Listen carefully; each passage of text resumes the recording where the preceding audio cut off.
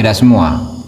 Cuman memang menurut menurut Sayyid Ahmad Zaini Dahlan yang dikuatkan oleh muridnya itu Habib Ahmad bin Hasan Al-Attas, itu semua di kitab ini, mau qadim, mau jadid, mau muqabil sahih, muqabil asah, segala macam, semuanya boleh diamalkan. Kayak tadi kan ada dua pendapat tuh, ya kan? Itu mau milih pendapat pertama silahkan, mau pendapat kedua silahkan, pendapat ketiga kalau ada silahkan.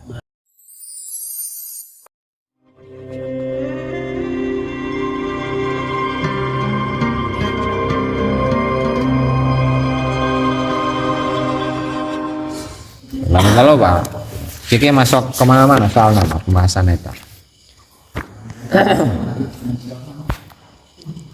Bismillah, alhamdulillah, salatu wassalamu ala rasulillah, amma ba'du.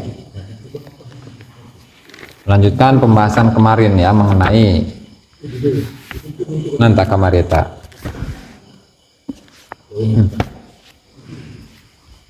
Kemarin mengenai apa tuh mendahulukan sholat, yang terakhir itu mengenai qada sholat ya, dimana ketika seorang itu meninggal dan dia itu memiliki tanggungan sholat, mau sholatnya berapa kek, sebulan, 2 bulan, seminggu, 2 minggu, sebulan, 2 bulan, setahun, 2 tahun, bahkan mang tahun-tahun misalkan, ketika dia meninggal ya kan, apakah wajib dikodok atau tidak? Nah, di sini ada dua pendapat. Yang pertama, dia itu boleh, yang pertama tidak boleh disolati, nggak usah disolati, tidak wajib disolati atau sholat yang dikodok tidak usah atau tidak harus dikodok, ya kan? Atau puasanya tidak boleh dipuasakan, dan juga tidak harus membayar fidyah. Itu pendapat yang pertama. Lalu pendapat yang kedua, boleh misalkan orang lain mensolatkan untuk si mayit yang sudah meninggal, mengkodokkan sholat untuk si mayit yang sudah meninggal, mayit ngesmaut jelas untuk si mayit, atau memuasakan orang yang sudah meninggal untuk si mayit, atau boleh juga membayarkan fidyah atau atakoh atau kafaroh, semuanya boleh, dan itu tidak sifatnya tidak wajib. Nah, kalau di sini versinya lebih lebih jelas kalau di Minhaj itu, di Minhajut Talibin. Tapi khususnya pembahasan tentang puasa. Jadi beliau menyebutkan manfatahu syai'un min ramadhana famata qabla imkanil qada fala tadaruka lahu wala isma. Barang siapa yang tertinggal, barang siapa yang tidak sempat melaksanakan puasa Ramadan sebelum dia itu mampu untuk melaksanakan qada, maka dia tidak berkewajiban untuk mengganti yang puasa yang sebelumnya, wala isma, dan tidak ada dosa. Contoh Mama Rosid gering, non geringa. Mama Rosid sih. Ada seseorang lah yang dia itu sakit, stroke gitu kan. Nah, stroke contohnya itu karunya itu. Nah, sakitnya stroke, badannya pun nggak bisa gerak, ngomong nggak bisa gitu kan. Bisa tidur doang, ngisi nggak di tempat gitu. Kicep suruh puasa nggak bisa, nggak mampu. Suruh sholat pun sama. Lalu kemudian lewat bulan Ramadan, sampai Ramadan habis, nggak sempet kodok, belum sempet sehat, maut, ya kan? Maka gambaran seperti ini la tadarukalah, nggak wajib dikodok sama sekali nih mah. Ya, nggak wajib dikodok, baik itu dengan fidyah atau dengan kodok. Tidak wajib membayar fidyah, tidak wajib dikodok. Ya, li'adami taksiri, ya, karena dia tidak termasuk orang yang melalaikan ibadah, karena memang dia tidak mampu gitu kan, bukan mukallaf. Wala ismalahu, dan dia juga nggak punya dosa, nggak ada dosanya. Nah, baru kemudian permasalahan yang kedua, wa in mata ba'da tamakkun. Ketika seseorang itu meninggal, sementara sebelum meninggal dia sebenarnya mampu untuk melaksanakan qada tapi ditinggalkan puasa nih Maya, maka lam yasum anhu waliyuhu fil jadid. Dalam mazhab Imam Syafi'i yang baru, yang jadid, yang baru itu walinya nggak usah berpuasa untuk si mayit. Itu dalam mazhab yang jadid ini. Kenapa? Ya karena li'anna shauma ibadatun badaniyah la tadkhuluhan niyabah fil hayah. Fakadzalika ba'dal mauti kas-shalah. Ya karena yang namanya puasa ketika seseorang itu masih hidup itu kan tidak bisa digantikan oleh orang lain. Begitu juga dengan sholat, maka orang tersebut tidak wajib untuk dikodokkan puasanya atau sholatnya. Oke. Ilatnya karena ibadah tersebut sifatnya badaniyah. Betul, fardu ain. Harus dilaksanakan oleh dirinya sendiri. Ketika hidup kan nggak bisa, maka setelah mati pun sama, nggak bisa. Walaupun normal. Walaupun orang yang normal. Tetapi apa? Ini masih madzhab jadid ya. Bal yukhraju min tarikatihi likulli yaumin muddatu amin. Jadi itu madzhab baru itu mah, madzhab jadid itu mah. Tapi orang yang tadi ketinggalan puasa, ya orang yang ketinggalan puasa, ya artinya dia mampu sebenarnya untuk mengqadha puasa, tapi dia tidak mau melaksanakannya sampai dia meninggal, maka membayar fidyah doang ini mah. Setiap hari 1 mud. Begitu juga dengan ibadah-ibadah yang sifatnya nazar atau kafaroh.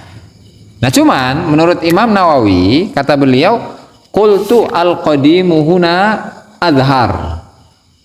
Kalau menurut beliau, madhab yang pas itu adalah madhab qadim. Nanti saya jelaskan apa itu jadid dan qadim. Madhab yang qadim itu lebih pas. Kenapa lebih pas? Lil akhbari sahihati fiha, ya karena hadis-hadis sahih itu lebih menguatkan kepada pendapat madhab yang baru. Dalam sebuah hadis yang diriwayatkan oleh al-Imam Al-Bukhari dan Muslim, man mata wa alaihi siyamun shoma anhu waliyuhu. Barang siapa yang meninggal dan dia berkewajiban untuk berpuasa, maka yang berpuasa itu adalah walinya. Ya artinya ahli warisnya gitulah, ahli warisnya. Nah, anaknya kayak. Nah, sementara dalam madhab jadid itu tidak ada alasan dari sisi sunnah. Tadi kan kias tadi dengan puasa ya, dikiaskan dengan puasa. Terus wa alal qadim al wali, kemudian wal khabarul warid bil it'am dhaifun. Nah, kemudian sementara hadis yang menjelaskan bahwa seorang yang meninggal dan tidak sempat untuk mengkodoknya, kemudian padahal dia mampu dan ahli warisnya itu harus membayarkan fidyah untuk si mayit, ya itu berdasarkan atas hadis yang lemah. Meskipun wa ma'adhafihi fal it'amu la yamtani'u indal qaili bisa, meskipun demikian mau membayar fidyah juga silahkan. Makanya kemarin kan pembahasannya atau penjelasannya bahwa dengan adanya membayar fidyah atau kafaroh atau atakoh ini kan mudah-mudahan Allah Ta'ala itu mengampuni si mayit gitu atas ibadah-ibadah yang dia tinggalkan ketika hidup. Nah, lalu di sini kan ada 2 istilah tadi itu, ada madhab qadim, ada jadid. Jadi kapan Imam Syafi'i rahimahullah itu menjadi seorang mujtahid mutlak? Yaitu ketika kedatangan beliau di kota Irak, di Baghdad saat itu, ya kurang lebih di tahun ketika umur beliau itu 40 tahunan lah, di tahun 190 Hijriah. Jadi umur beliau itu hanya 54 tahun.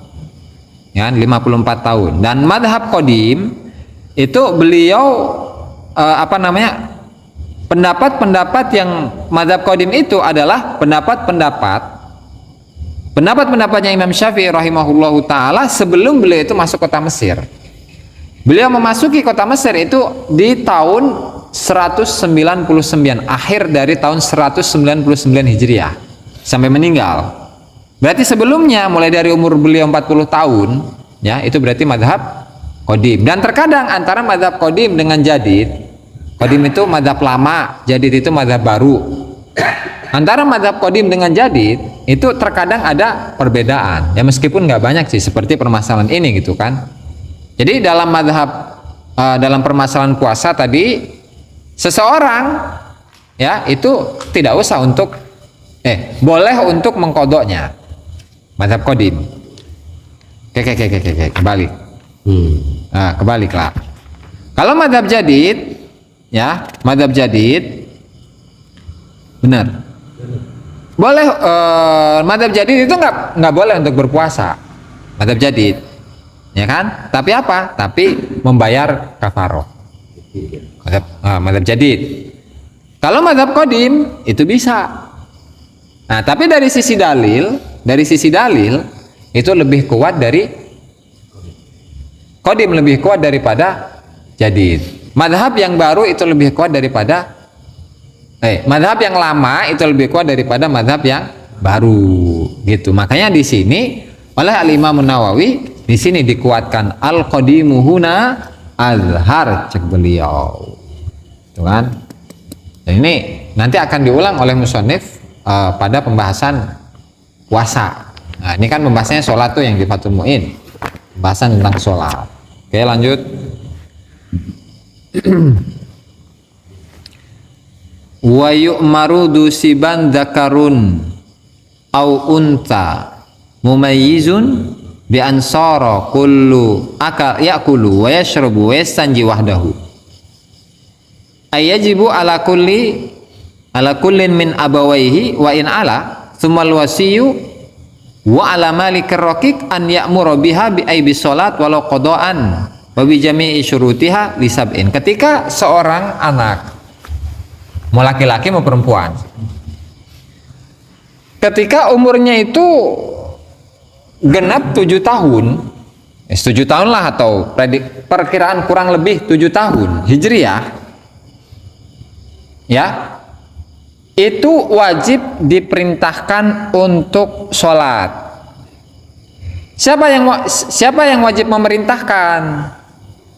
Bapaknya, ibunya, ya kan, kalau punya bapak ibu, wain ala, atau yang ke atas, neneknya, kakeknya, mau dari nenek dari ibu, nenek dari bapak, kakek dari ibu atau bapak, sama aja itu mah, ya, wain ala. Nah, dari bapak ibunya atau ke atas. Summal wasiyu, kemudian orang yang diwasiati ini ketika orang tuanya sudah meninggal. Orang tuanya, misalkan bapaknya atau ibunya meninggal, kemudian yang diwasiati ini, udah saya titip anak ini supaya diurus, maka itu namanya adalah wasi, orang yang diwasiatkan. Wa ala malikir raqiq, ini nggak perlu pembahasan karena budak-budak itu sudah nggak relevan.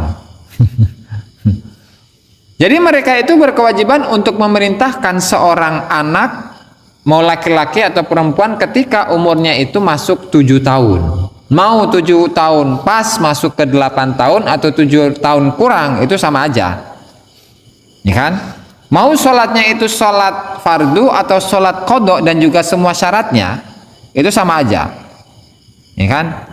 Ai ba'da sab'in minas sinin, ai akibat tamamnya. Kalau versi ini harus 7 tahun sempurna, berarti 7 tahun atau lebih, 7 tahun atau masuk 8 tahun. Kalau berarti kurang dari itu enggak, versi di sini.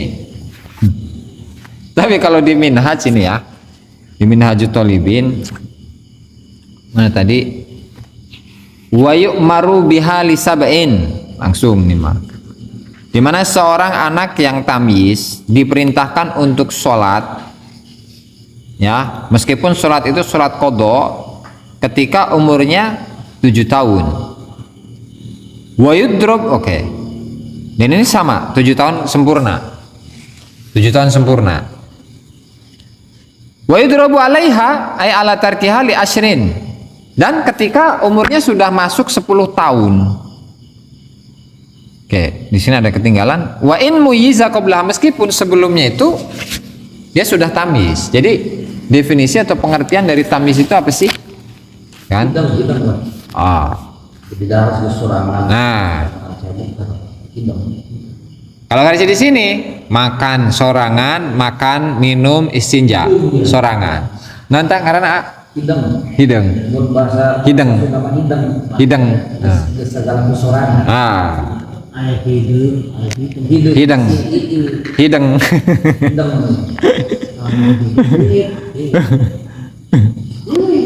Oke.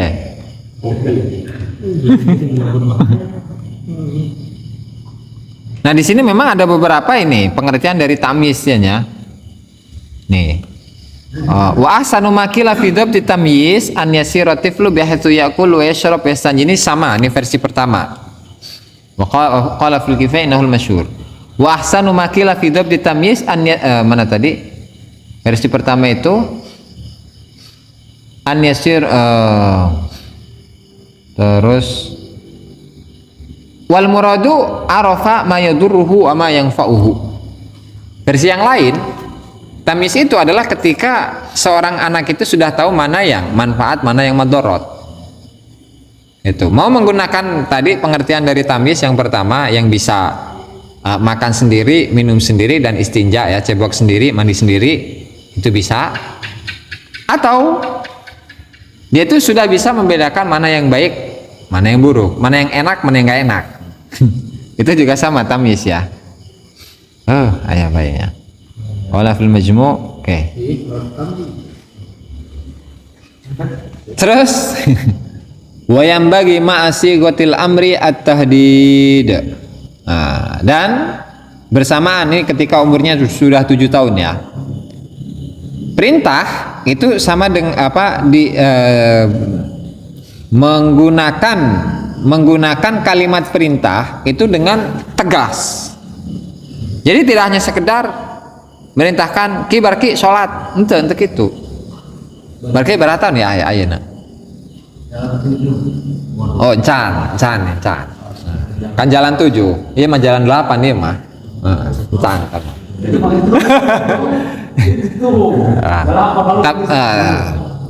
Makanya dalam perintahnya itu harus ada ketegasan lah. Tahdid itu ketegasan.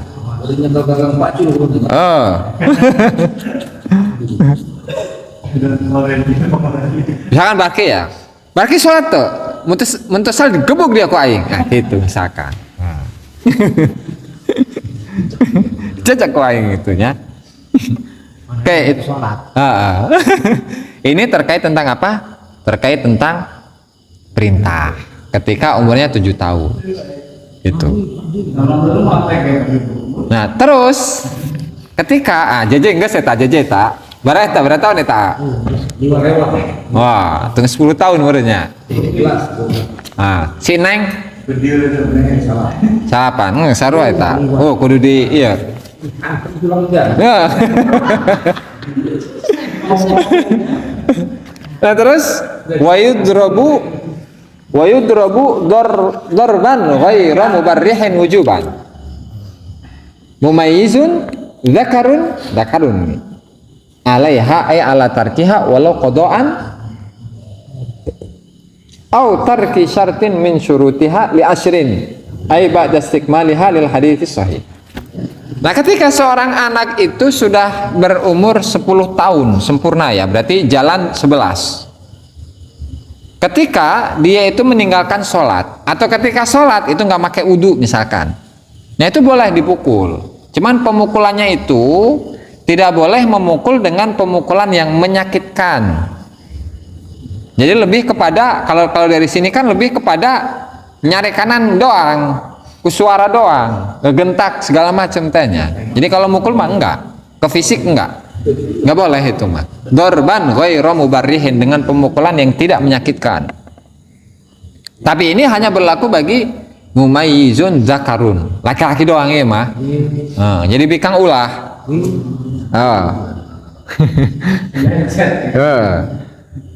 Yaitu apa? Ghairu mubarrihin itu wa huwa alladzi la yukassiru azman, tidak sampai mematahkan tulang.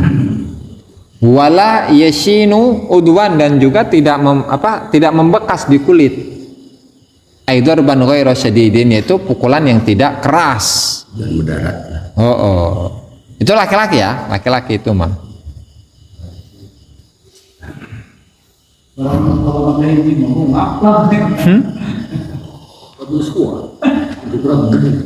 Oke, lanjut. Li asrin sudah 10 tahun ya, lil hadis, karena memang ada sebuah hadis yang sahih, murus sabiyya bis sholati idza balagha sab'as sinin. Perintahlah kalian semua, perintahkanlah kepada anak untuk sholat ketika dia sampai 7 tahun, umurnya sampai pada 7 tahun.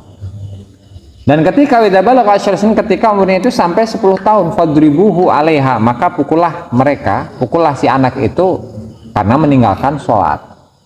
Ya kan, tasawumin atau kohus, seperti puasa yang dia mampu. Fainahu yu'maru bihi lisab'in, maka anak atau bocah itu diperintahkan ketika sudah umur 7 tahun itu diperintahkan untuk puasa. Dan ketika umurnya sudah 10 tahun itu tidak puasa misalkan, atau tidak sholat, itu sama, dipukul. Ya kan, wa hikmatu dzalika, dan hikmahnya itu adalah untuk tamrin, untuk latihan. Alal ibadah liyata'awadaha, melatih si anak supaya terbiasa dalam melaksanakan ibadah, fala yaturkaha, agar dia tidak meninggalkan ibadah. Itu ya. Jadi di sini tadi hadisnya sama. Ada sebuah faedah ini dari Al-Imam An-Nawawi, kata beliau, qala fi raudhah yajibu 'alal aba'i wal ummahat. Nih. Wajib bagi bapak dan ibu. Apa? Ta'limu auladihim at-taharah, mengajari anaknya bersuci. Satu. Kedua, wassolati, sholat. Wasyara'i, dan ajaran-ajaran syariat. Nah, berarti numagahan saha anak eta kudu bapak na indungna. Lamun teu bisa kumaha? Wa ujratu ta'limil faraid min malit tifli. Bapakna teu bisa ngajaran atuh geus di pesantren keun meureun. Anakna lah. Ya artinya memasrahkan pendidikannya ke orang lain gitu ya. Dan itu pun ketika membutuhkan gaji, ujroh, bayar, itu diambil dari hartanya si anak kalau punya. Kalau nggak punya berarti bapaknya. Wa illam yakun fa'ala man talzamuhu nafaqatuhu. Kalau yang ngajari ini membutuhkan gaji dan si anaknya itu tidak mendapatkan warisan dari bapaknya, maka yang wajib membayar gurunya itu adalah orang yang wajib menafkahi si anak. Gitu. Berarti acuh tak? Bu, kudu digaji tamanya. Acuh. Terus wa yajuzu an yasrifa fi malihi ujrata masi wal faraid minal Qur'an. Jadi ngajari membaca Al-Qur'an itu bukan termasuk ibadah-ibadah yang fardu. Wal adabi, dan juga sama. Berarti boleh menggunakan, mentasarrufkan hartanya si anak sebagai imbalan, sebagai upah dari pengajaran seorang guru yang mengajarkan ibadah-ibadah fardu.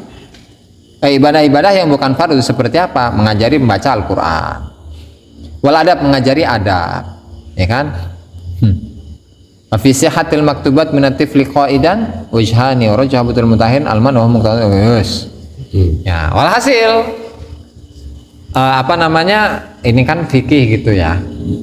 Yang namanya fikih mah gitulah. Boleh, nggak boleh, wajib, haram, sunnah, gitu kan? Sah, nggak sah. Ini fikih itu mah. Intisarinya untuk seorang anak, ya, ketika si anak ini sudah berumur 7 tahun, maka itu wajib diperintahkan untuk sholat. Dan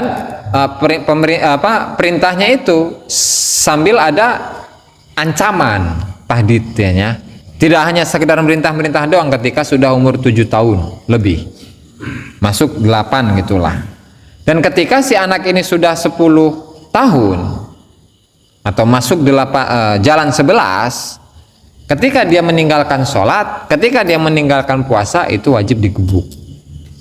Itu. Tapi apa namanya, pemukulannya itu tidak boleh menyakitkan. Artinya jangan sampai menyakiti atau membekas di kulit atau sampai mematahkan tulang. Itunya. Dan wajib bagi kedua orang tua untuk mengajari si anak bersuci, sholat, dan aturan-aturan syariat. Itu intisarinya ya. Terus wabahatal adra'i fi kinnin saghirin kafirin nataqa bi syahadataini an yu'mara bihi bis ya annahu yu'maru nadban bis sholati was shaumi wa yuhatu. Enggak ada relevansinya di zaman sekarang ini mah. Min ghairi darbin wallahu taala a'lam. Yes. Sebenarnya itu barangkali ada pertanyaan. Maka ya mama Itu masalah itu Gus. kameramen ya.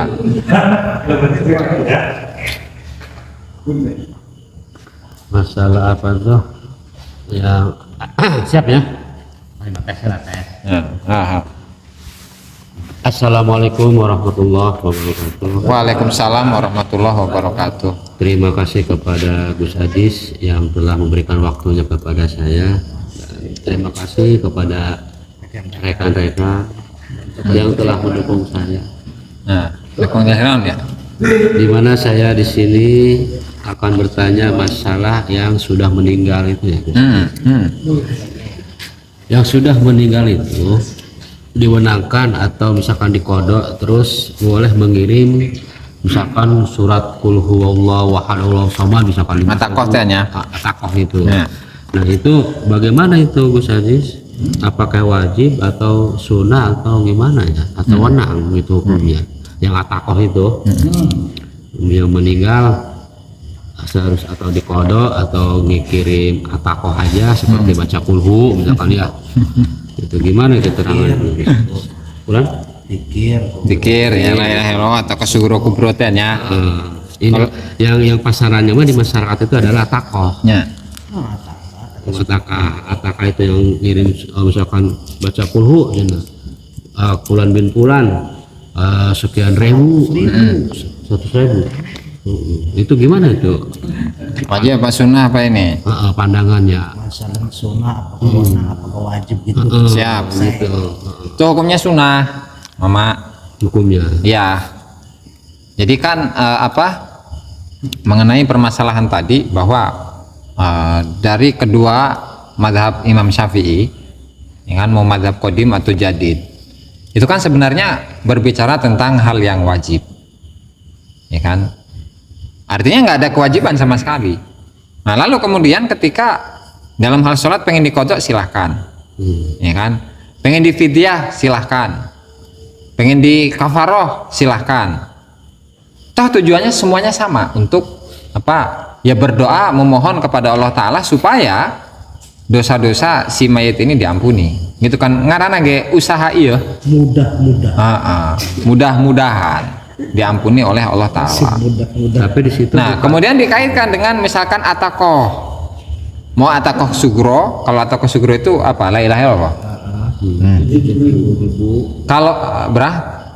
70.000, Masya Allah. Kalau atakoh kubro kulhu 100.000.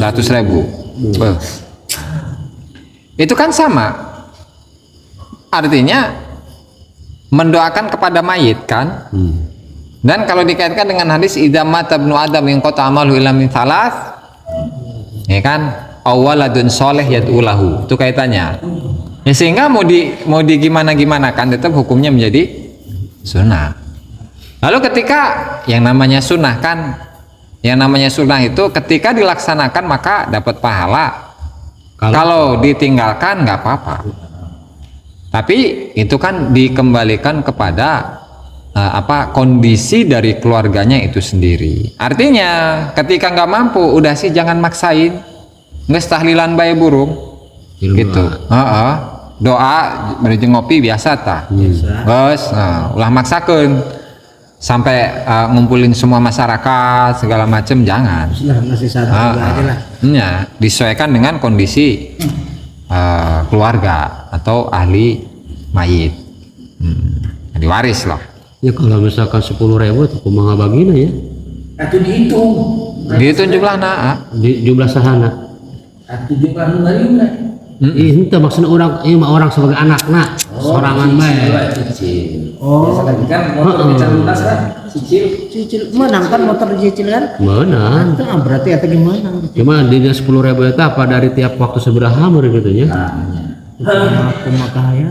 Atau najan tadi target ke tenan naon Yang penting kita niatnya takoh aja. atunya. Dicatat di zona tuh. Menang hiji catat, dua catat, seberapa tahun sih coba. Bulan bin bulan gitu ya. Jadi kan kalau fikih ya, fikih itu nggak akan berbicara tentang pahala. Ya artinya yang namanya orang dikiran mana mungkin dilarang gitu kan. Terus nyampe atau enggaknya dari mana saya tahu kalau pahalanya itu nyampe atau enggak. Gitu kan. Ya namanya juga memohon, berdoa, berusaha gitu kan. Mudah-mudahan Allah Ta'ala itu mengampuni dosa si mayit. Intinya mah. Ngaran lagi fikih iya.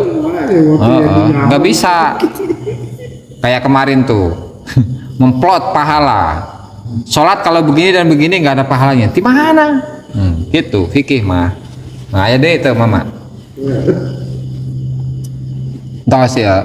Terus minggu Ini Gus, masalah muzahid mutlak tadi Imam Syafi'i. Berarti waktu di Baghdad itu udah belum waktu mustahid qadim dia. Madhab qadim, udah itu pak, udah. Berarti waktu di Mesir juga udah. Jadi kan memang di Mesir itu waktunya dikit cuma 4 tahun. Nah cuman di waktu itu beliau mendapatkan apa ya, katakanlah dalil-dalil atau referensi-referensi yang kuat untuk memperbaharui madhab yang beliau miliki, gitu kan? Ya karena memang ketika beliau itu di Baghdad, beliau pun juga mencetak mustahid-mustahid, mencetak mustahid-mustahid. Tapi biasanya kalau yang muntakat kan itu jadi biasanya. Soalnya mah diperjelas kan? Antara qadim sama jadi itu diperjelas itu dijadid gitu biasanya. Ya, itu memang kaidah aslinya seperti itu. Memang ada yang dikecualikan makanya di sini oleh Imam An-Nawawi di Muqaddimah kitab Minhajut Talibin mana ya? Fahaitsu aqul mana al-jadid? Wahaitsu aqul al-jadid fal qadimu khilafu. Awil qadim au fi qaulin qadim fal jadid khilafu. Kemudian dalam penafsirannya itu ada beberapa permasalahan-permasalahan yang memang yang rojih atau yang kuat atau diunggulkan gitulah dari dua pendapat yang ada. Itu yang kuat adalah qadimnya seperti waktu maghrib misalkan. Maghrib itu menurut jadid itu hanya waktu untuk wudhu, toharoh, kemudian sholat sunnah, sholat 5 rakaat bengos, sholat 5 rakaat, kemudian adzan, iqomah, toharoh, adzan, iqomah, sholat 5 rakaat selesai, habis. Itu madhab jadid. Nah, kalau qadim itu enggak, itu yang sekarang, mulai dari hilangnya mulai dari munculnya mega merah sampai hilang kan. Nah itu qadim. Nah dalam permasalahan ini itu yang dipakai itu adalah mazhab qadim. Nah memang ada beberapa permasalahan. Kalau versi Imam Nawawi itu ada 17 permasalahan. Kalau versi yang lainnya bisa sampai 25 permasalahan di mana yang qadim itu dipakai, yang jadid nggak dipakai. Iya kan biasanya Gitu.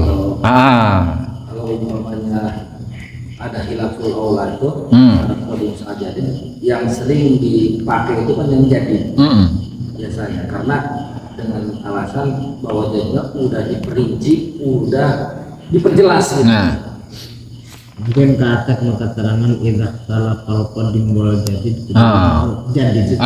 memang itu bahasa kaidah aslinya seperti itu. Tapi memang ada pengecualian. Nah, cuman kalau tidak semua. Cuman memang menurut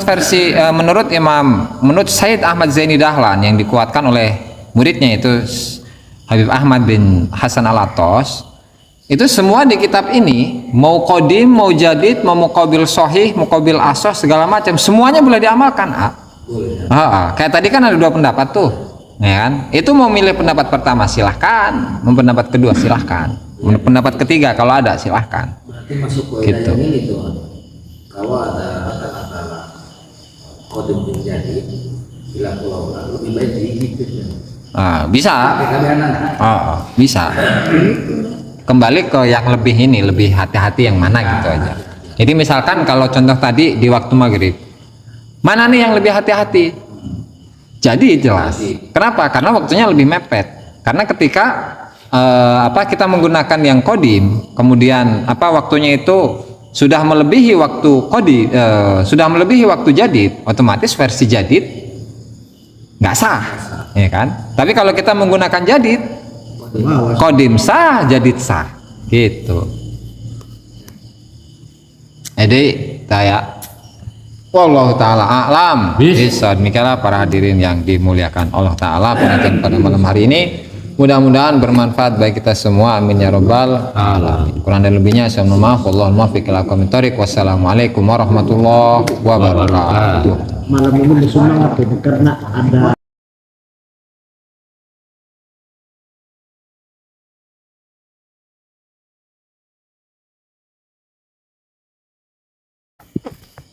Bismillahirrahmanirrahim. Qala al-musannif Asy-Syaikh Ahmad Zainuddin bin Muhammad al-Ghazali rahimahullahu taala fi kitabih Fathul Mu'in ila an qala.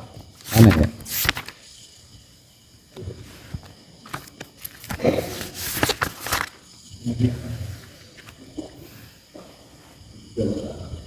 Wa yu'maru dzusiban, enggak situnya.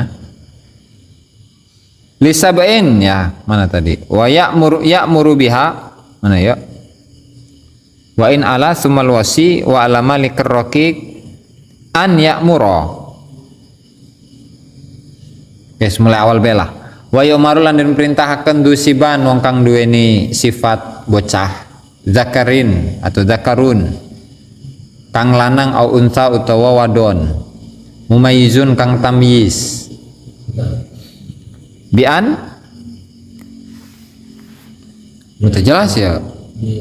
Bian soro kelawan lamun dadi sapa dusiban yakulu iku mangan sapa dusiban wa yashrabu lan ngombe sapa dusiban wa istanji lan istinja sapa dusiban wahdahu hali sujine dusiban.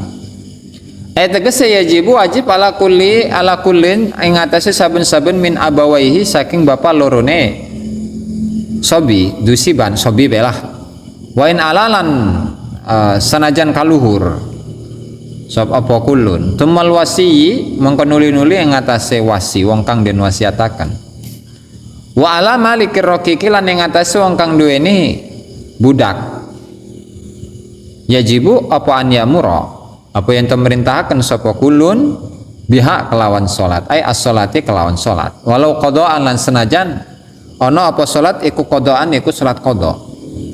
Wa bi jami' syurutiha lan kelawan sekabe pira-pira syaraté salat li sab'in maring 7 taun. Ai tegese ba'da sab'in ing atase ing dalem sawise 7 minas sinina saking pira-pira taun. Ai tegese akibat tamamiha ing dalem sawise sempurnane 7. Wa in muyyiza lan senajan dadi tamyiz sapa dusiban qablaha ing dalem sadurunge 7. Wa yang bagi lan seyogyane ma'asi ghoti al-amri ing dalam sartane sigot bentuk ya perintah apa at-tahdidu apa non tahdid tak keras ya. Wa yadrabu lan den pukul sapa sobi biha kelawan salat ai bitarkiha biha kelawan yudrabu non ya wa yudrabu dorban wa yudrabu landen pukul sapa dusiban dorban kelawan pukulan ghairu mubarrihin kang ora milarani wujuban kelawan wajib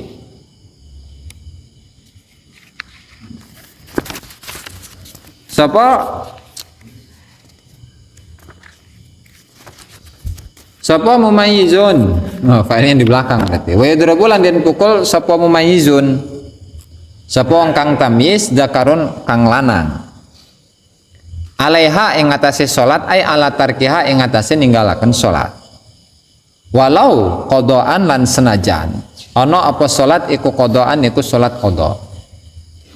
Au tarki syartin utawa ninggalaken siji syarat min syurutiha saking pira-pira syarate salat li asyrin maring 10 ayat tegese ba'da istikmaliha ing dalem sause jadi sempurnane asyar lil hadithi krana hadis as-sahihi kang sahih muru as-sabiyya bis sholati muru padha merintahaken sapa sira kabeh as-sabiyya ing bocah bis sholati kelawan salat idza balagha nalikane tumeka sapa sabi sab'a sinina ing 7 pira-pira taun.